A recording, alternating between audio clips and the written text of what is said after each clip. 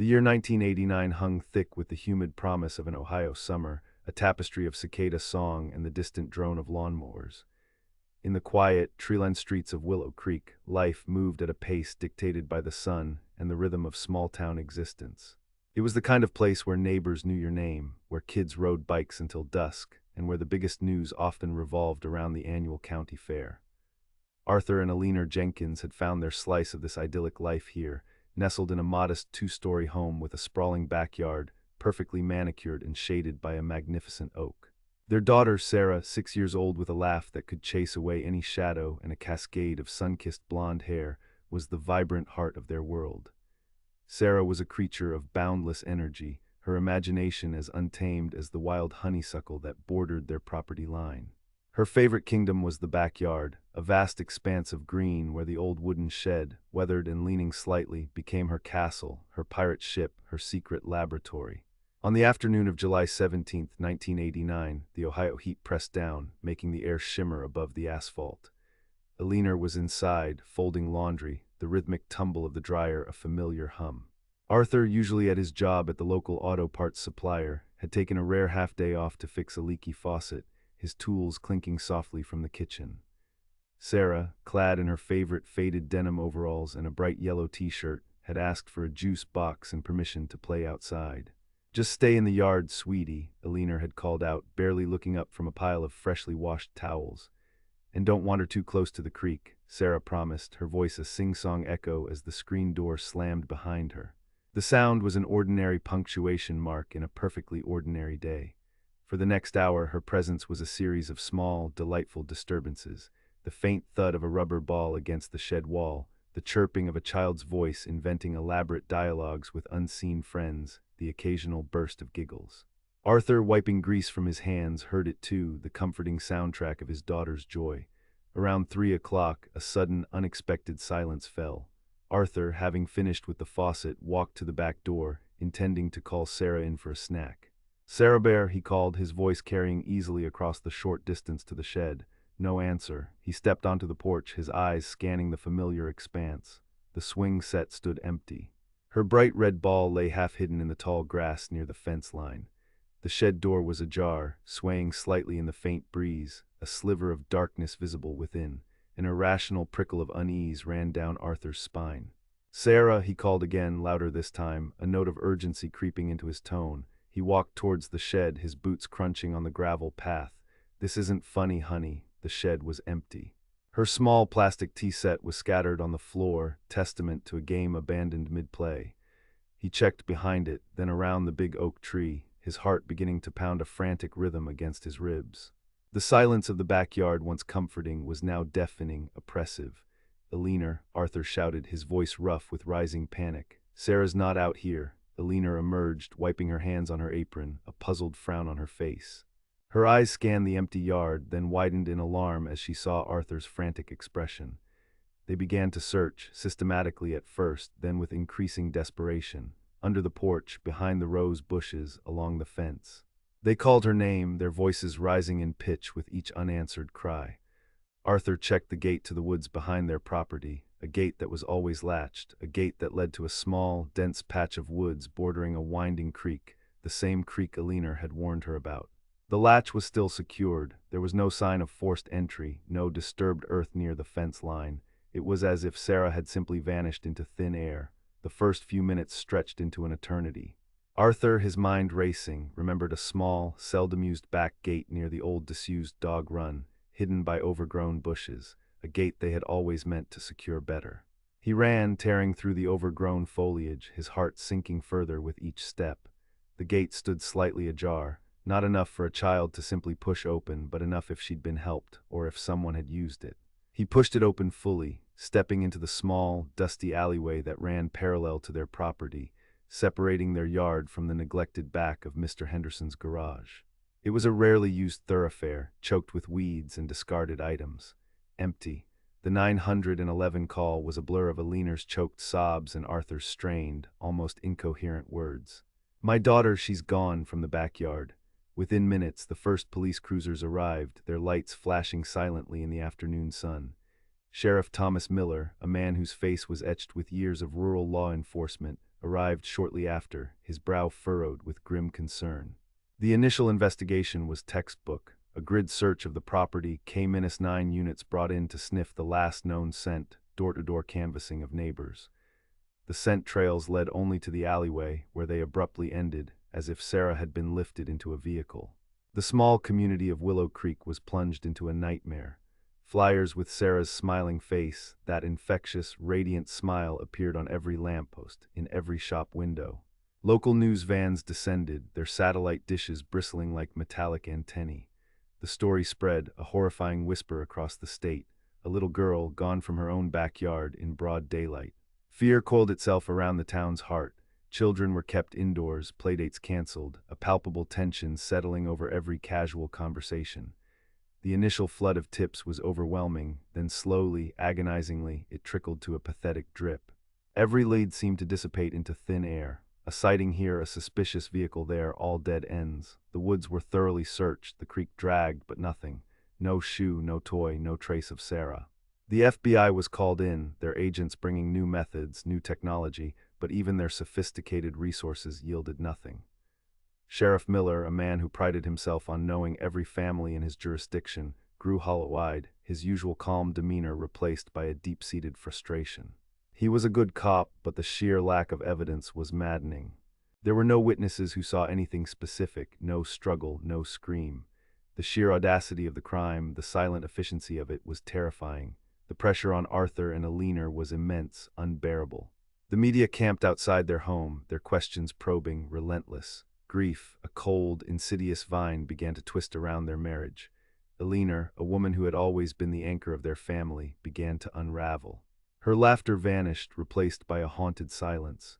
She spent hours staring out the window, her eyes fixed on the empty backyard, seeing ghosts of laughter, echoes of games that would never be played again. Arthur, in contrast, became a man possessed. He couldn't sit still. He joined every search party, organized new ones, his voice hoarse from shouting Sarah's name, his body aching from scouring every ditch and field within a 20-mile radius. He plastered new flyers even when the old ones had faded and peeled. He called the sheriff's department daily, his questions bordering on accusations. Their home, once a sanctuary of warmth and joy, became a tomb. The silence within its walls was punctuated only by the click of the landline, bringing yet another false lead, or the quiet despair of their unspoken thoughts. Alina began to blame Arthur, not overtly, but in the way she recoiled from his touch, in the way her eyes held a silent accusation for the seconds he had been distracted by a leaky faucet. Arthur, in turn, retreated into a shell of guilt and relentless hope. He saw Sarah in every blonde-haired child, heard her voice in every distant giggle. The weight of his daughter's absence was a physical burden, pressing down on him, distorting his reflection in every mirror. Within 2 years, the strain proved too much. Alina, a ghost in her own home, announced she couldn't stay. She moved to her sister's in Cincinnati, seeking a fresh start, a place where every corner didn't echo with a missing child's laughter.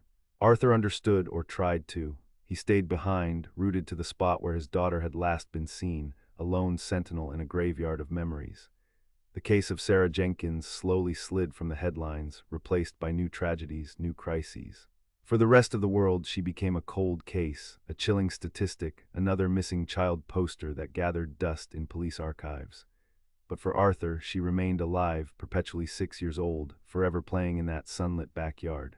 His life became a desolate routine. He continued his job, but his passion for it had evaporated. He walked the dog, mowed the lawn, but his mind was never truly present. Every spare moment was dedicated to his own solitary, desperate investigation.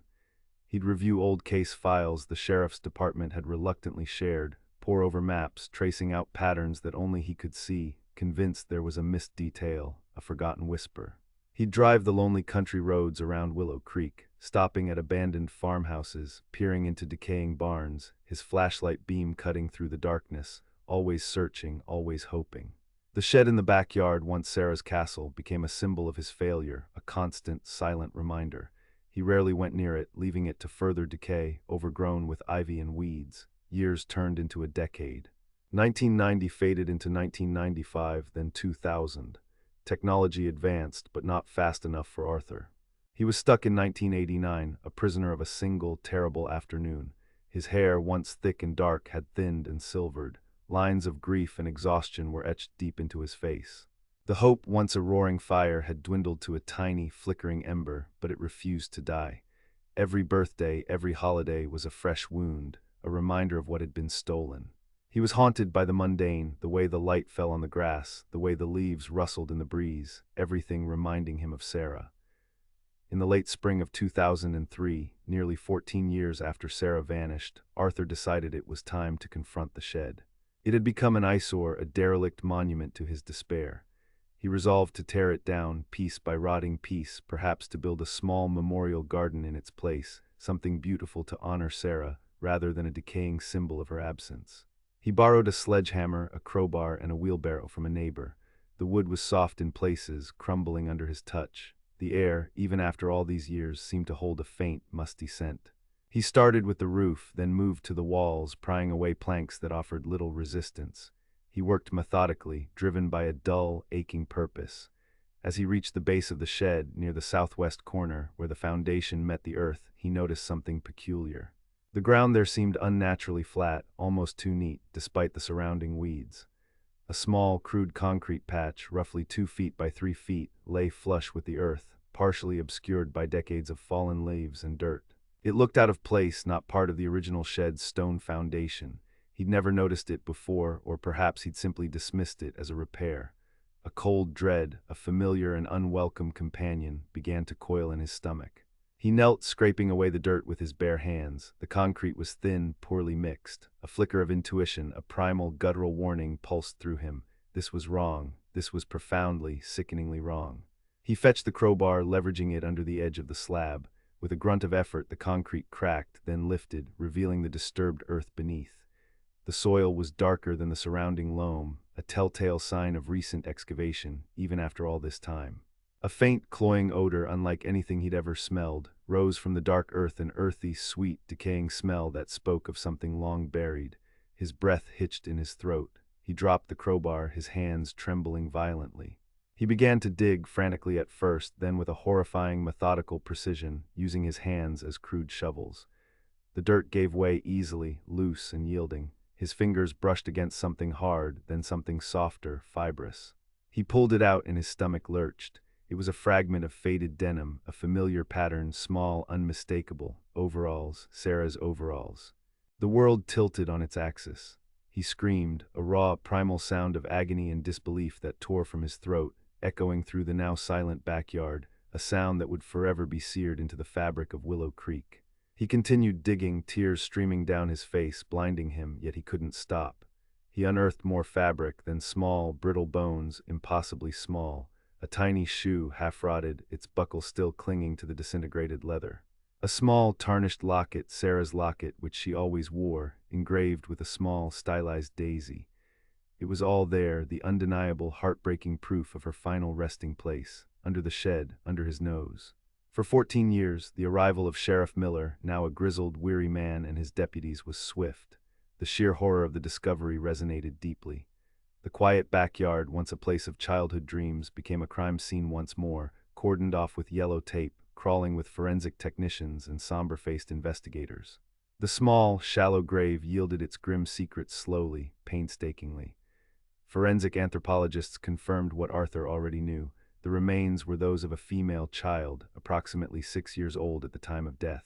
Dental records provided the absolute confirmation. It was Sarah. The subsequent investigation, 14 years late, shifted into high gear, albeit with an agonizing awareness of the lost time, the degraded evidence.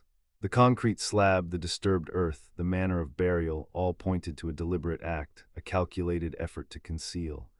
The perpetrator had to be someone who knew the property, someone who could have acted quickly, quietly, and then vanished. Someone who was perhaps even trusted, or at least unseen.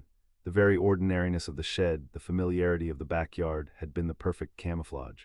The fact that the body was found on the property suggested a deeply unsettling proximity, a perpetrator likely known to the family or to the immediate community, someone who had access or opportunity.